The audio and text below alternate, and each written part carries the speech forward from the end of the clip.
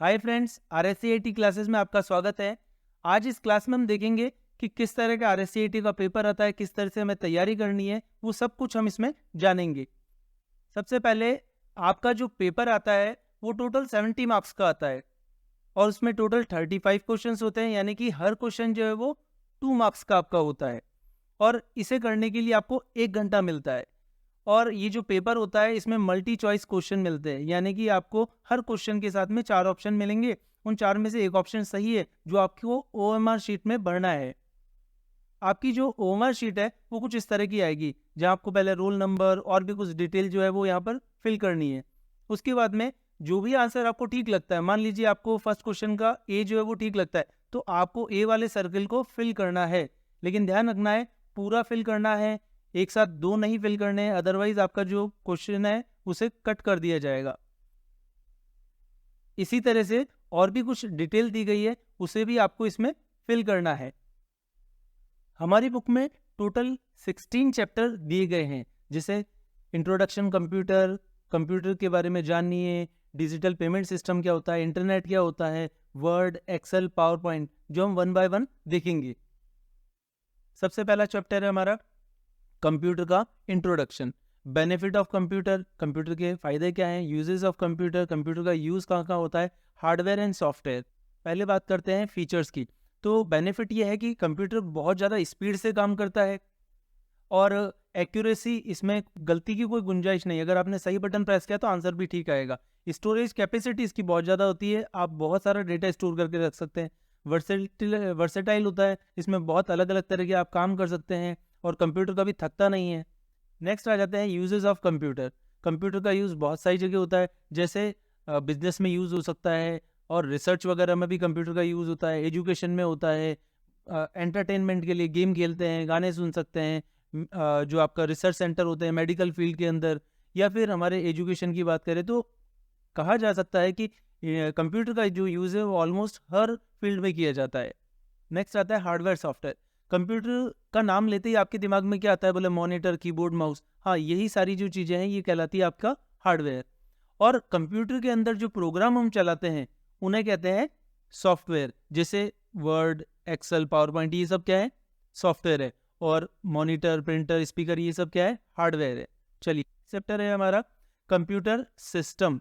Computer system को सबसे पहले कंप्यूटर सिस्टम को स्टार्ट करना और उसके अंदर इनपुट डिवाइसेस क्या होती है, आउटपुट डिवाइसेस क्या होती है, स्टोरेज डिवाइसेस क्या होती है, आइए सब। कंप्यूटर के अंदर जो प्रोसेस होता है, सबसे पहले हम कंप्यूटर को इनपुट देते हैं। इनपुट इन सेंस कि आपको कंप्यूटर के अंदर कुछ लोगों का डेटा फीड करना है, कुछ लोगों के नाम चढ़ाने हैं, तो कहाँ से चढ़ाएंगे, कीबोर्ड से। तो कीबोर्ड क्या है, इनपुट डिवाइस है। इसी तरह से अगर आपको किसी एप्लीकेशन को बंद करना है, ओपन करना है, क्लोज करना है, तो कहाँ से करेंगे, माउस से। तो माउस, कीबोर्ड, ये सब क्या है, इनपुट डिवाइसेस है। ऐसी और भी बहुत सारी इनपुट डिवाइसेस है।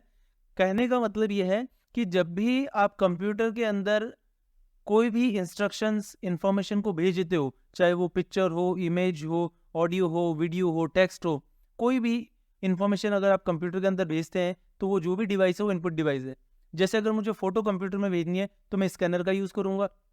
अगर मुझे अपनी आवाज़ को कंप्यूटर में भेजना है तो मैं माइक का यूज़ करूँगा। तो माइक, स्कैनर, कीबोर्ड, माउस, ये सभी क्या है, इनपुट डिवाइसेस है। नेक्स्ट आता है, जो भी हमने इनपुट डिवाइस के थ्रू इनपुट दिया है, कंप्यूटर उसे समझेगा, प्रोसेस करेगा और प्रोसेस करने के बाद में हमें आउटपुट दिखाएगा। अगर हमने कोई मान लीजिए एप्लीकेशन ओपन करी है तो एप्लीकेशन हमें कहाँ दिखाई देगी, वो दिखाई देगी मॉनिटर पे। अगर मैंने कोई गाना चलाया तो कहाँ सुनाई देगा, स्पीकर पे। इसी तरह से अगर मैंने प्रिंट आउट की कमांड दी है तो प्रिंट आउट कहाँ से मिलेगा, प्रिंटर से। तो ये मॉनिटर, प्रिंटर, स्पीकर, ये सारे के सारे क्या है, आउटपुट डिवाइसेस है। इन्हें आगे और हम समझेंगे। नेक्स्ट आता है, अगर हमने किसी फाइल को सेव किया है तो वो कहाँ जाएगा, वो जाएगा स्टोरेज डिवाइस में। चलिए देखते हैं इसे एक बार।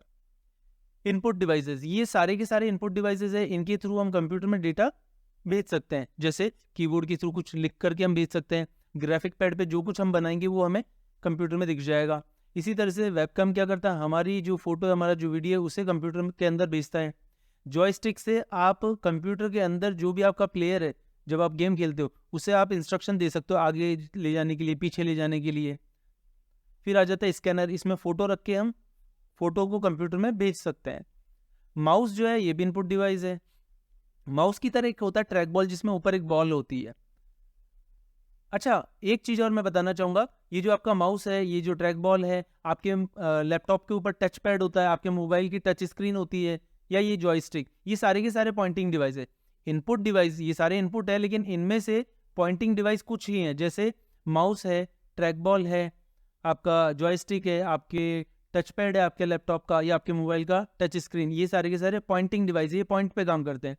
बाकी यहाँ पे कोई पॉइंट नहीं है, यहाँ पे कोई पॉइंटर नहीं होता है, इसलिए ये पॉइंटिंग डिवाइस नहीं है, लेकिन ये सभी कहलाते हैं इनपुट डिवाइस। ये तो माइक, कैमरा, ये भी क्या इनपुट डिवाइस है, ये आपकी आवाज़ को, आपके वीडियो को कंप्यूटर में भेजते हैं। नेक्स्ट आता है आउटपुट डिवाइस। जैसे इनपुट डिवाइसेस के थ्रू हम डेटा को कंप्यूटर के अंदर भेजते हैं, और आउटपुट डिवाइसेस क्या करेगा, जो हमें रिजल्ट शो करेगा, जो हमें कुछ देखने के लिए, सुनने के लिए, या प्रिंट आउट जिससे हमें मिलता है, वो सारे के सारे आउटपुट डिवाइस होते हैं। जैसे अगर मैं बात करूं मॉनिटर, तो मॉनिटर क्या करता है, हमें कुछ देखने के लिए देता है, यानी कि हमें कुछ दिखाता है। मॉनिटर भी बहुत तरह के होते हैं, जैसे पहले आया करता था CRT मॉनिटर, ऐसा टीवी जैसा आपने देखा होगा, इसमें कैथोड रे ट्यूब होती थी, इसीलिए इसका नाम है CRT, कैथोड रे ट्यूब।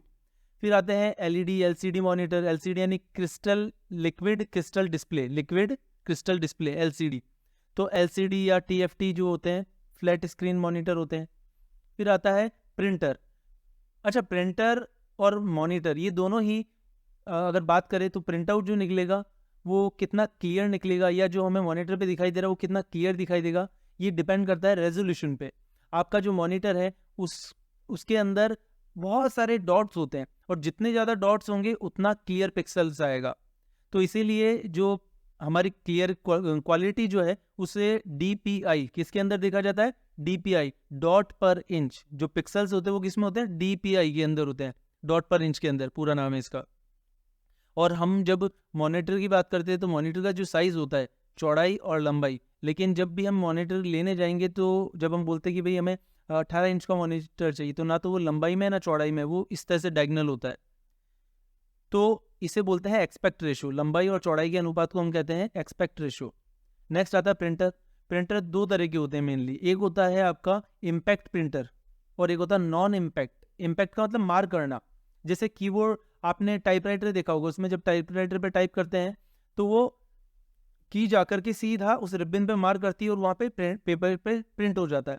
इसी तरह से डॉट मैट्रिक्स प्रिंटर में क्या होता है, एक पिन होती है, वो पिन क्या करेगी, वो पेपर पे मार करेगी और वहाँ पे इंक आ जाएगी। तो जो भी ऐसे प्रिंटर हैं जो किसी भी तरह से इम्पैक्ट कर रहे हैं, टच हो रहे हैं, मार करके और फिर प्रिंट करते हैं, वो सारे के सारे इम्पैक्ट प्रिंटर है। जैसे chain printer, roller printer, drum printer, dot matrix printer. और वो प्रिंटर जो सीधे तरह से टच नहीं होते हैं पेपर पे प्रिंट करने के लिए, वो सारे के सारे प्रिंटर कहलाते हैं नॉन इम्पैक्ट प्रिंटर। जैसे लेज़र प्रिंटर, जिसमें लेज़र ऊपर से गिरती है और नीचे ड्राई पाउडर होता है, वो वहाँ पे प्रिंट हो जाता है। इंक जेट में स्प्रे होता है। थर्मल प्रिंटर जो होता है वो हीट सेंसिटिव होता है। ये सारे के सारे लेज़र, इंक जेट, थर्मल, ये सारे के सारे नॉन इम्पैक्ट है। अगर आपको बड़े साइज़ के प्रिंट निकालने हैं तो आपको प्लॉटर का यूज़ करना है, बड़े बड़े साइज़ के जो पोस्टर निकलते हैं। नेक्स्ट आता है स्पीकर। स्पीकर भी क्या है, बोले आउटपुट डिवाइस। इससे क्या मिलता है, बोले इससे सुनने को मिलता है। और स्पीकर हो, हेडफोन हो या आपके ईयरफोन हो, ये सारे के सारे आपके भी ये भी आउटपुट डिवाइसेस हैं। साथ ही साथ प्रोजेक्टर, ये भी क्या करता है, ये भी हमें वीडियो दिखाएगा, प्रोजेक्टर के थ्रू हम ना स्क्रीन पे देख सकते हैं। तो कुल मिला के मॉनिटर, प्रिंटर, स्पीकर, प्रोजेक्टर, ये सारे टर जो है ना, ये सारे के सारे आउटपुट डिवाइसेस होते हैं। ये ध्यान में रखना है। एक चीज़ और बताना चाहूँगा कि प्रिंटर से जो आपको प्रिंट आउट मिलता है इसे हम हार्ड कॉपी कहते हैं, और जो आपके कंप्यूटर के अंदर फाइल सेव है उसे सॉफ्ट कॉपी कहा जाता है। ये आपके पेन ड्राइव में है, वो सॉफ्ट कॉपी है, और जो आपके प्रिंटर से प्रिंट आउट निकला है उसे हार्ड कॉपी कहते हैं। चलिए आगे बढ़।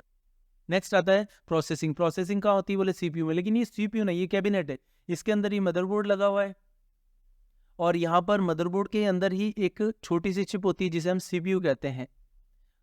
चलिए आगे, ये है मदरबोर्ड आपका, और यहाँ पर CPU लगा होता है, यहाँ जो है प्रोसेसर लगा होता है आपका, जिसे हम i3 i5 कहते हैं, i5 प्रोसेसर। तो वो ये प्रोसेसर की बात कर रहे हैं जो अलग से हमने यहाँ निकाल के दिखाया है।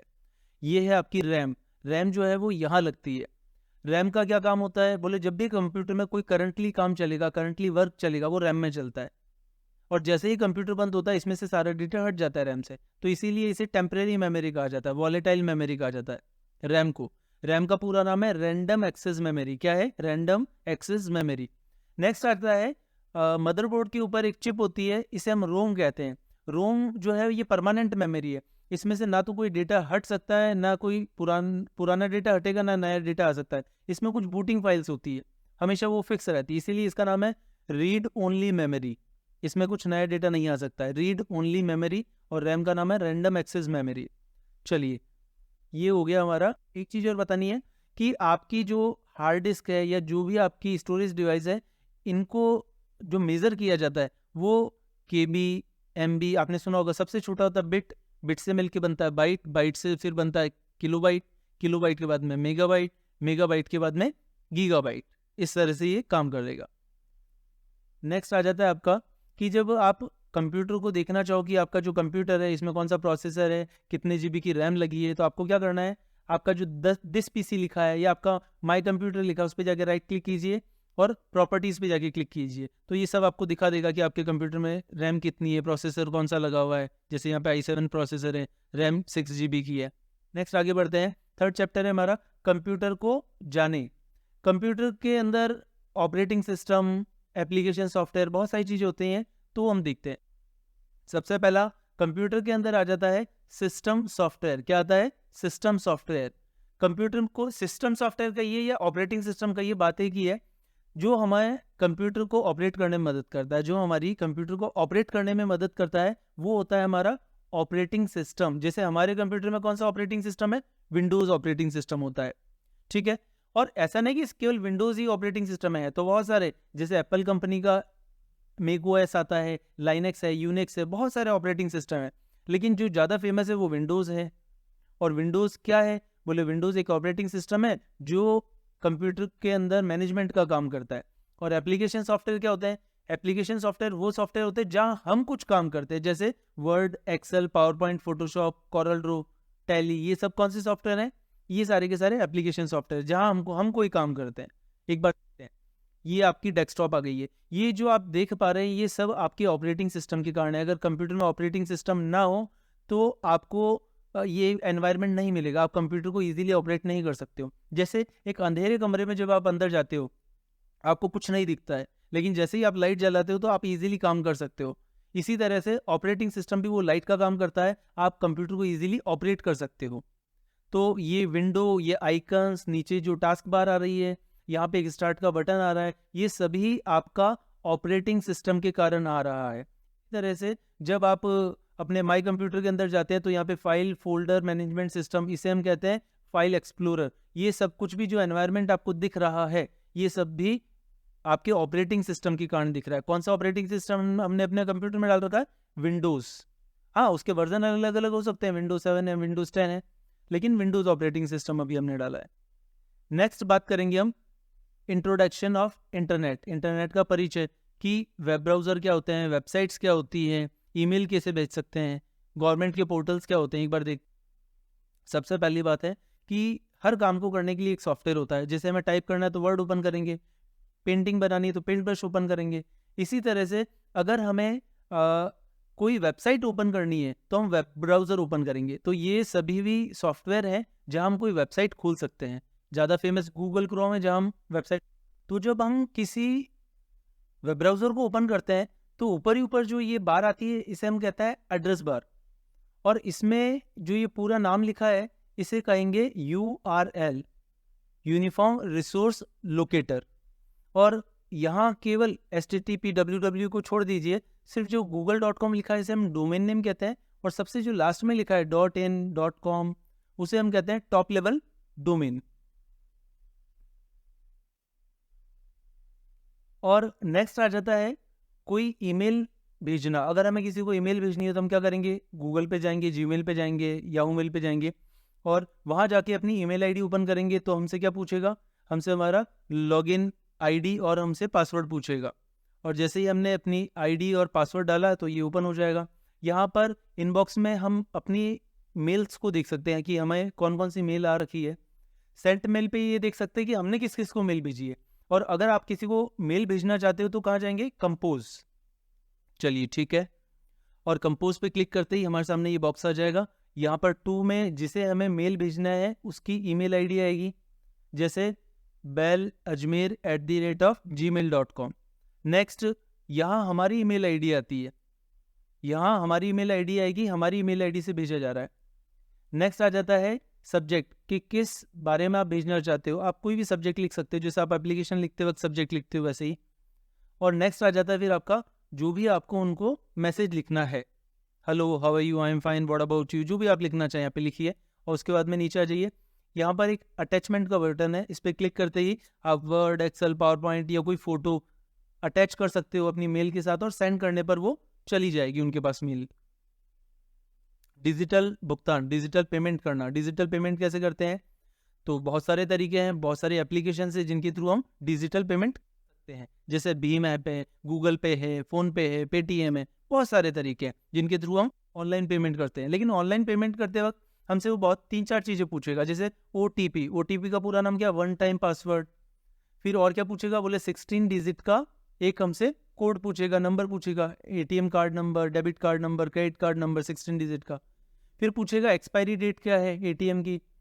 देन वो हमसे पूछेगा CVV, आपके जो ATM के पीछे लिखा होता है CVV, वो पूछता है, ताकि ये क्या है, सिक्योरिटी है, ताकि ये सभी चीज़ें पूछ करके ही फिर हम पेमेंट करें, क्योंकि ये सारी चीज़ें किसी एक हो सकता है कि मेरी एक जानकारी किसी व्यक्ति को पता चल जाए, लेकिन ये सारी जानकारी तो उसे पता नहीं चल सकती है।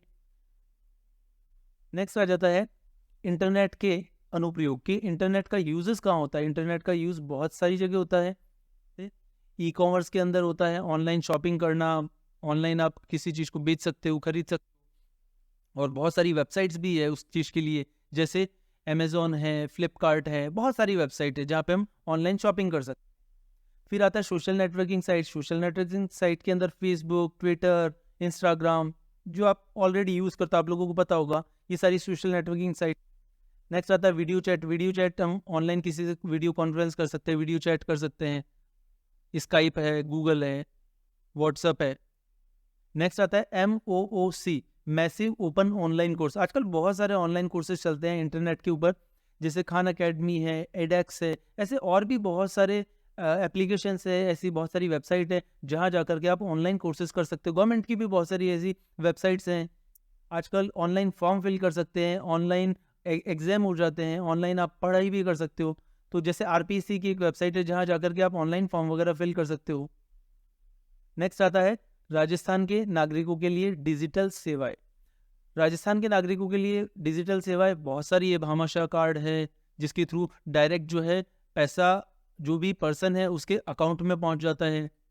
SSO ID के थ्रू आप अपनी SSO ID बना करके ऑनलाइन जो वैकेंसीज निकलती है उनको फिल कर सकते हो। ऐसे और भी बहुत सारे ऑनलाइन पोर्टल होते हैं जहां पर जा करके आपको सिर्फ क्या करना है, अपना SSO ID बना करके, और यहाँ जा करके आपको सब सारा का सारा भामाशाह ऑनलाइन फॉर्म फिल करना है, सारी की सारी फैसिलिटीज एक ही जगह मिल। नेक्स्ट आता है राजस्थान में नागरिक सेवा तक पहुंच। राजस्थान में नागरिक सेवा तक पहुंच में जैसे ई-मित्र की बात करें तो ई-मित्र के थ्रू आप अपना इलेक्ट्रिसिटी का बिल, पानी का बिल, कोई भी सर्टिफिकेट जो होता है आपका, उसे भी प्रिंट आउट निकलवा सकते हो। और भी बहुत सारे काम है, जैसे आप अपना रजिस्ट्रेशन करवा सकते हो एम्प्लॉयमेंट डिपार्टमेंट के अंदर। नेक्स्ट आ जाता है आपका आम नागरिक केंद्रित सेवाओं की खोज।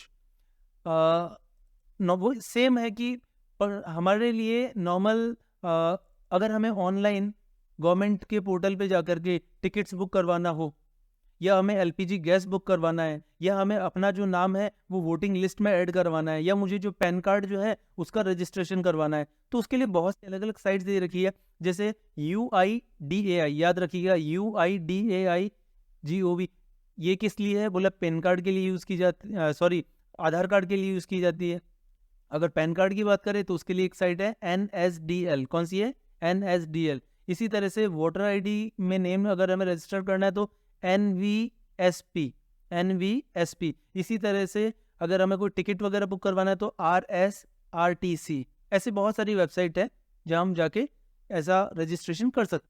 नेक्स्ट आ जाता है मोबाइल उपकरणों का यूज़ करना, मोबाइल डिवाइसेस का यूज़ करना। तो मोबाइल डिवाइसेस का यूज़ करते हैं तो उसमें आपने कुछ वर्ड सुने होंगे, जैसे 3G, 4G, है ना, CDMA, GSM। तो ये CDMA, GSM, 3G, 4G क्या है, बोले ये नेटवर्क होते हैं।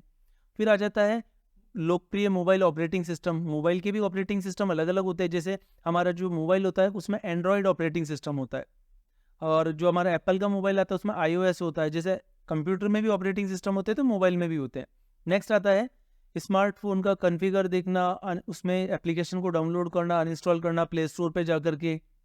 इसी तरह से और भी बहुत सारी फैसिलिटीज़ हैं जो हम मोबाइल के थ्रू कर सकते हैं। जैसे वाईफाई के थ्रू हम कोई फाइल जो है किसी दूसरे पर्सन को भेज सकते हैं, शेयर कर सकते हैं।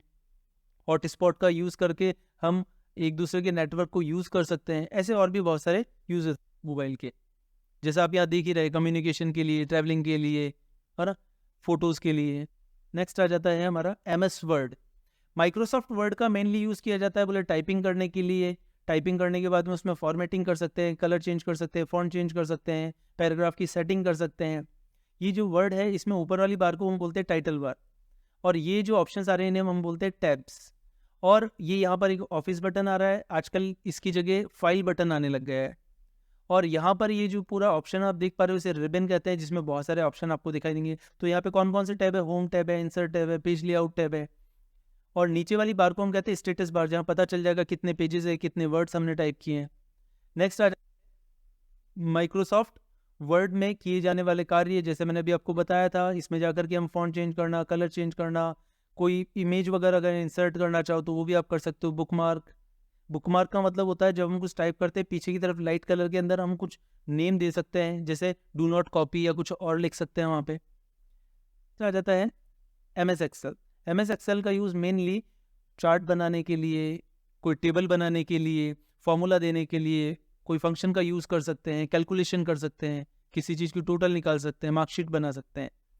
और यहाँ पर सिमिलर बिल्कुल जैसा वर्ड में था वैसा ही एक्सेल में भी है। लेकिन एक चीज़ बताना चाहूँगा, जब वर्ड की फाइल आप खोलते हो और उसके अंदर जो, अगर आप किसी फाइल को सेव नहीं करते तो उसका नाम होता है डॉक्यूमेंट 1।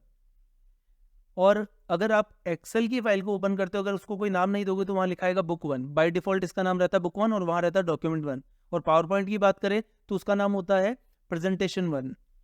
ठीक है। और तीनों के अंदर एक चीज़ और है, इनका एक्सटेंशन पीछे की तरफ डॉट करके एक्सटेंशन लिखा होता है। वर्ड का एक्सटेंशन होता है .doc, एक्सेल का होता है XLS, और पावर पॉइंट का एक्सटेंशन होता है .ppt।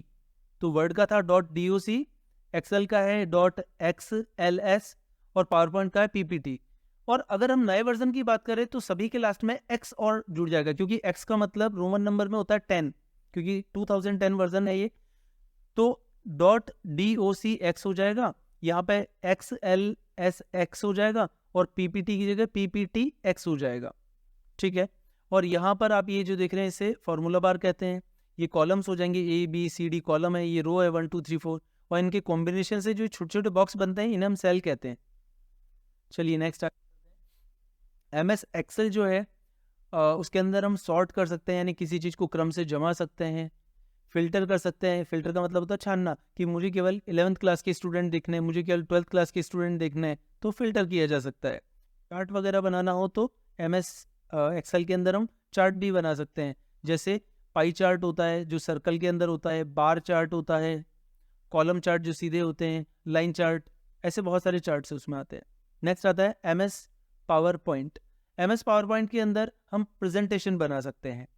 इसमें जैसा मैंने बताया था, अगर आप नाम नहीं दोगे तो प्रेजेंटेशन 1 लिखा आएगा। दूसरा, यहाँ पे जो पेजेस की जगह स्लाइड्स होती हैं, और हर स्लाइड्स पे आप बहुत सारी अलग अलग मैटर, कुछ इमेजेस ले सकते हो और प्रेजेंटेशन तैयार कर सकते हो, चाहे स्कूल के लिए, कॉलेज के लिए, या फिर अपनी कंपनी के लिए। चलिए नेक्स्ट आ जाता है पावर पॉइंट के अंदर हम एनिमेशन दे सकते हैं, ट्रांजिशन दे सकते हैं। हर स्लाइड चेंज होने के बाद में दूसरी स्लाइड आएगी, उसको ट्रांजिशन कहते हैं। और हर स्लाइड के ऊपर कोई टेक्स्ट लिखा है उसको हम एनिमेशन दे करके उसमें इफेक्ट दे सकते हैं। नेक्स्ट आता है हमारा MS पावर पॉइंट, और पावर पॉइंट के बाद में आ जाता है साइबर सिक्योरिटी। साइबर सिक्योरिटी का मतलब है कि कंप्यूटर को इंटरनेट, जब हम इंटरनेट यूज़ करते हैं कंप्यूटर में तो कई तरह के थ्रेट्स होते हैं, खतरे होते हैं। किस तरह के खतरे होते हैं कि हमारे डेटा को चुराया जा सकता है, हमारे कंप्यूटर में वायरस डाल के उसे हैंग किया जा सकता है, ऐसे और भी बहुत सारी चीज़ें। तो देखते हैं हम वो कौन कौन से थ्रेट्स। सबसे पहला आता है मेलवेयर, फिशिंग, ऐसे बहुत सारे थ्रेट्स हैं जिनके थ्रू हमारे कंप्यूटर को नुकसान पहुंचाया जा सकता है। सबसे पहला आता है वायरस। वायरस एक तरह का प्रोग्राम है जो आपके कंप्यूटर के अंदर फाइल्स की कॉपीज़ कर देगा, उसको हैंग करने लग जाएगा, बहुत स्लो चलने लग जाएगा आपका कंप्यूटर। नेक्स्ट आ जाता है आपका ट्रोजन जो वायरस है, उसमें कुछ ऐसी एप्लीकेशंस होती है जो दिखती तो ठीक है, लेकिन कि ये एप्लीकेशन जो खतरनाक नहीं है हमारे कंप्यूटर के लिए, ठीक है, दिखने में ठीक है, लेकिन वास्तव में वो हानिकारक होती है। इसी तरह से स्पाईवेयर में क्या होता है, आपके जब आप इंटरनेट यूज़ करते हो तो उसकी निगरानी रखी जाती है। आपका जो डेटा होता है, आप जो भी टाइप कर रहे हो, उसको उस समय कोई ना कोई कहीं और बैठ करके देख रहा होता है। आपकी जो स्क्रीन है उसका स्क्रीनशॉट ले रहा होता है, आपको नहीं पता होता, लेकिन वो स्क्रीनशॉट ले रहा है। तो इस तरह की बहुत सारी चीज़ें हमें जिसका ध्यान रखना चाहिए। पहली चीज़ तो हमें बिल्कुल सिक्योर साइट को ओपन करना चाहिए। जैसे यहाँ पे एक लॉक का साइन आपको दिख रहा है, यहाँ पे HTTPS, इसका मतलब है कि ये जो वेबसाइट है ये सिक्योर है। सेकंड चीज़ है, ऐसी वेबसाइट जो हमें लगता है कि नई है बिल्कुल, तो वहाँ से जाके शॉपिंग नहीं करनी चाहिए। हो सकता है कि वो फेक वेबसाइट हो, तो इन चीज़ों का हमें ध्यान रखना चाहिए थोड़ा सा। नेक्स्ट आ जाता है अपने कंप्यूटर का प्रबंधन। कंप्यूटर के अंदर जो सेटिंग्स है उसकी यहाँ बात की जा रही है कि सबसे पहले तो हम उसमें यूज़र में जाकर के लॉगिन आईडी वगैरह बना सकते हैं, अलग अलग बहुत सारे लॉगिन बना सकते हैं। जैसे स्टूडेंट्स के लिए अलग हो जाएगा, टीचर्स के लिए अलग हो जाएगा। रीस्टोर पॉइंट, हम एक बैकअप बना के रख सकते हैं हमारी फाइल्स का, ताकि कभी भी कंप्यूटर में प्रॉब्लम आए तो हम हमारी फाइल्स को वापस से रीस्टोर करके प्राप्त कर सकें। नए किसी प्रिंटर को इंस्टॉल करना और प्रिंटर के थ्रू प्रिंट आउट वगैरह निकालना, हमारे कंप्यूटर में जो प्रोग्राम्स हैं उनको इंस्टॉल